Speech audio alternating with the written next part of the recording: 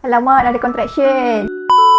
Korang bayangkan lagi korang dah ada contraction. Contraction pun dah makin kerap ni. Bila nak pergi hospital? Korang boleh pergi hospital kalau contraction tu dah makin kerap. Contoh 10 minit tu ada 2 kali ke, ada 3 kali ke, korang boleh pergi hospital. Tapi dengan syarat baby korang gerak elok dan tak ada pecah air ketuban. Kalau ada baby korang gerak dan pecah air ketuban awal, korang kena pergi awal lah. Jangan tunggu lama-lama. Tapi nak pergi hospital ni, boleh tak mandi dulu? Takkanlah tak boleh.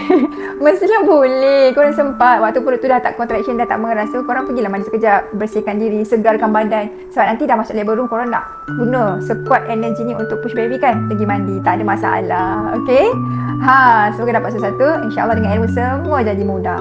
Nak bersalin tak tahu tips. Alah, korang masuk kelas Dr. Mula. Kelas rahsia mudahnya bersalin. Kita nak bersalin dengan happy, dengan tenang, dengan mudah, tanpa komplikasi. Daftar sekarang dengan Dr. Mu dekat Baby Room. Jumpa dalam kelas. Bye.